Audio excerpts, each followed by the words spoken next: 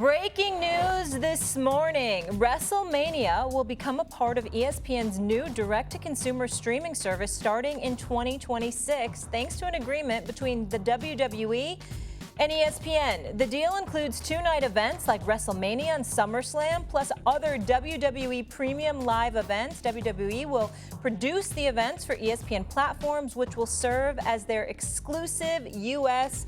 domestic home. My goodness. WWE superstar Roman Reigns with us now. See, bro. How exciting is this?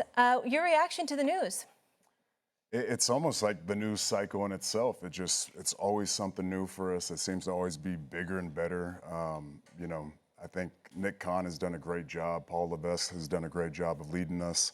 And the proof is in the pudding. We just keep leveling up, and this is no different. What does it mean for the fans of the WWE in your estimation? I think it's a chance to continue to grow. I mean, anytime you can team up with a platform like ESPN, I mean, you guys are the, sports media leaders. Nobody does it better than you guys. So to help us tell these stories, to help us reach and have as much attention, it's an obvious partnership. So it's huge for our fan base. Anytime we can grow, our art form, our, form of sports and entertainment, it's always going to benefit our fans.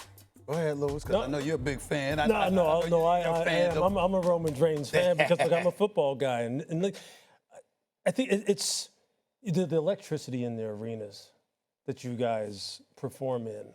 Like, compare and contrast that to your time in football, whether it be at Georgia Tech, whether it be in your stints in the NFL, the CFL.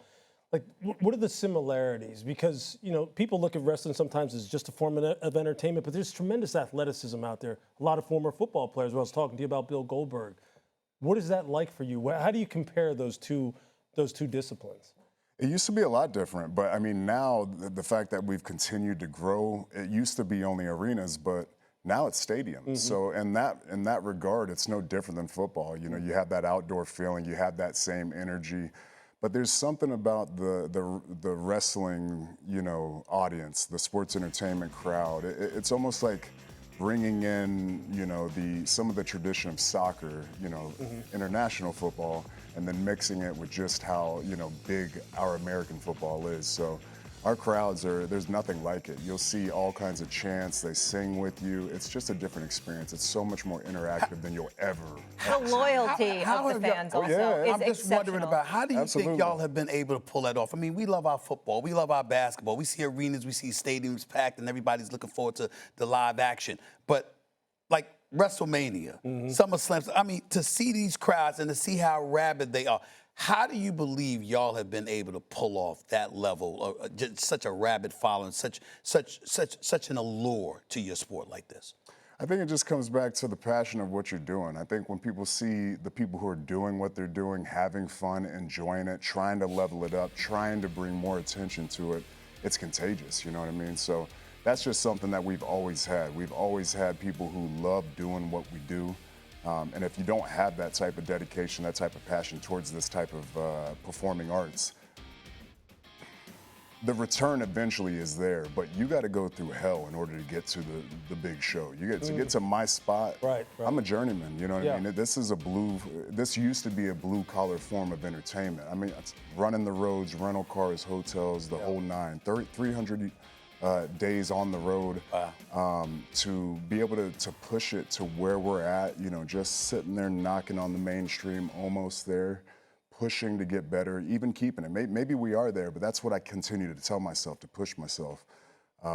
So yeah, I mean, it's just getting bigger and bigger. I want to go back to the partnership, and I know you mentioned Paul Levesque and obviously Nick Khan, because what I find so interesting, especially with the WWE fans, is how loyal they are, right, which you talked about. And to me, this partnership for both ESPN and the WWE, it's about the fans, right? This direct-to-consumer, more access, more events, et cetera. Anything new that we can expect with this partnership? 100%. Like we said, we're just continually trying to get better. We don't think we're in our final form at all. And it's entertainment, so it's just always evolving. It's ever-changing. But that's the type of pressure we like to put on ourselves. To be able to team up with an ESPN, we know we have to get better. We know we have to get bigger. We know we're going to be reaching a bigger audience. So I think that's just, without being said, we're going to make it bigger. star power, that matters. You know something about it because you're one of the preeminent stars.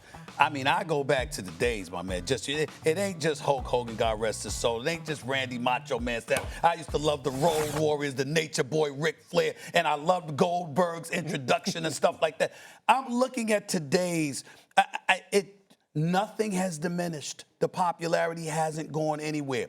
But if there is something that you think is missing that could take y'all to another level, is there that such thing out there? Or do y'all think y'all have the ingredients and you just got to continue to push it forward?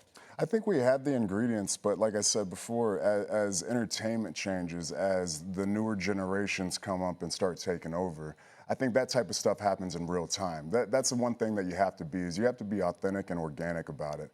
And if you try to just, hammer that nail in, it's going to end up crooked and not in the right place. So sometimes you just got to let it sink in the way it's going to. So there's a lot of things that are going to happen in the next couple of years that we're not quite sure, but we know we need to stay slightly ahead of the curve, not too far out, but just enough to know what's happening to make that topical thing. Whatever's happening in 6 months, we need to be smart enough and flexible enough to be able to move with it. Crazy question, y'all. Crazy question. I ain't gonna lie. I got to ask this.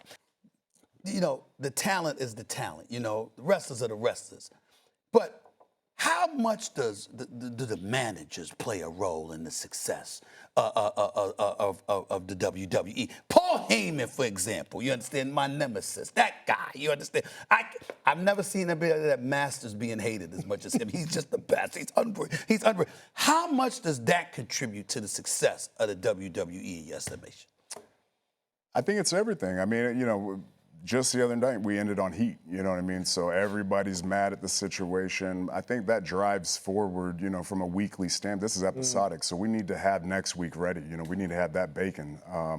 And that's a part of it. It's good versus evil is kind of the way we started. In 2025, there's a lot of gray area, but I still think the best matchups are when the good guy goes against the bad guy, when it's a universally hated bad guy against a universally loved good guy. It just makes such a magic. So the villain and the hero, we all want that. Let me just stop you for 1 second, though, Raymond, because let me decode what Stephen A. just asked you. He's been lobbying for quite some time. Was he interviewing? Let's just get to the crux of it. I don't have a wise man. He has been lobbying for quite some time to be a manager in the WWE. Oh, no. In case you didn't know, this man right here, one of the faces of ESPN. Now we have this wonderful partnership between the WWE and ESPN. Do you think now might be the right time for Stephen A. to level up in his career and take on that role? Something tells me the bridge was made specifically for you. I mean, were you behind this essay? I wish I was, but I was not. The geniuses that run this company, along with the great Nick Khan, because he is great. I mean, they have more to do with it. But I must say, when I think about Paul Heyman, I do feel like, there's room for someone else to step up in there. There is room. I completely agree. He's a piece of trash. Right. Yeah. We're not on the same page anymore. Okay. Last time I was here, we were like this, and it's not like that anymore. Right. So there's definitely job open. There's some space to be filled, if you know what I mean. Yeah, that is intriguing. I mean, I have jobs. I'm a very busy man. You got a lot of jobs. But that brings on great experience, and that's what we need, is we need a little bit of wisdom, somebody to counsel, somebody that we can tap into. I don't know how much wisdom you're going to get. That's low. That's really low. You'll definitely get a lot of personality. Roman, I'm teasing you, Stephen A. Roman, what about the development, the commitment to the development? Triple H was talking about that a little bit, about all the guys that are in the program now. It seems like it is a big machine that is professional wrestling. That you talked about the fact that, look, you were a journeyman. It's been a long journey for you to reach to where the level of superstardom you've reached.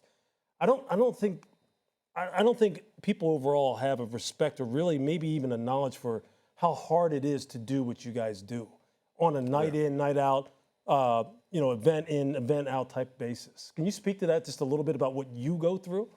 Well, it's rough. I mean, when I started, this was years ago, I was making $500 a week in a dirty little dusty Tampa warehouse. Now it's a complete performance center.